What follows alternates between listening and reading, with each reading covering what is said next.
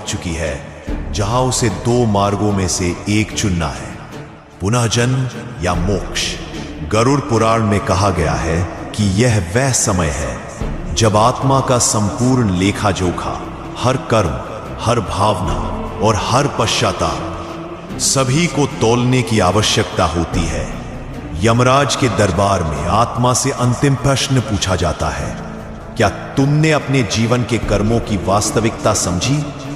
अगर आत्मा ने सच्चे दिल से अपने कर्मों को समझा और पश्चाताप किया तो उसे पुनः जन्म की अनुमति मिल जाती है। लेकिन यदि अभिमान, मोह और क्रोध का अवशेष अभी भी आत्मा में मौजूद हो तो उसे और भी कठिन परिस्थितियों में पुनर्जन्म देना होता है। गरुड़ पुराण में एक वाक्य है, मनुष्य अपने कर्मों से ही जन्मता है और वही कर्म उसे सुख या दुख प्रदान करते हैं।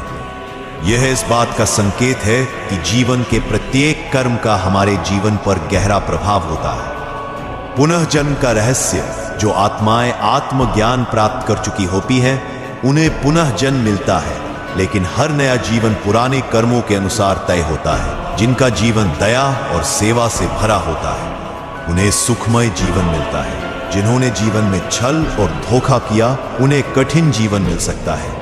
जो लोग सत्य और ज्ञान की खोज में रहते हैं उन्हें उच्च परिवारों में जन्म मिलता है ताकि वे अपने ज्ञान का विस्तार कर सकें। और फिर मोक्ष का मार्ग। मोक्ष वह स्थिति है जहां आत्मा संसार के बंधनों से पूरी तरह मुक्त हो जाती है। यह केवल उन्हीं आत्माओं को प्राप्त होता है जिन्होंने अपने जीवन में मैं और मेरा की सीमाओं को पार कर लिया, जिन्होंने अपने भीतर से मोह, क्रोध और अहंकार को समाप्त कर दिया हो और जिन्होंने समर्पण की भावना से ईश्वर को अपनाया हो। गरुड़ पुराण में कहा गया है, ज्ञान के बिना मोक्ष संभव नहीं और शांति के बिना ज्ञान प्राप्त करना असंभव है। इसका मतलब है कि अगर आत्मा को मोक्ष प्राप्त करना है तो उसे ज्ञान की प्राप्ति और शांति की स्थिति में होना आवश्यक है। मोक्ष का अर्थ है संसार के जन्म मृत्यु के चक्र से मुक्ति, अनंत शांति और आनंद, आत्मा का भगवान में विलय और संपूर्ण बंधनों से छुटकारा। जब आत्मा मोक्ष प्राप्त कर लेती है तब वह न कहीं जाती है न कहीं आती है।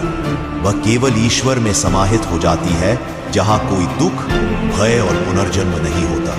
लेकिन जो आत्माएं इस ज्ञान से दूर है उन्हें फिर से पृथ्वी पर जन्म लेना होता है। ये जन्म किसी भी रूप में हो सकता है, इंसान के रूप में या पशु पक्षी के रूप में, जब तक कि वह सच्चे ज्ञान को प्राप्त न कर ले।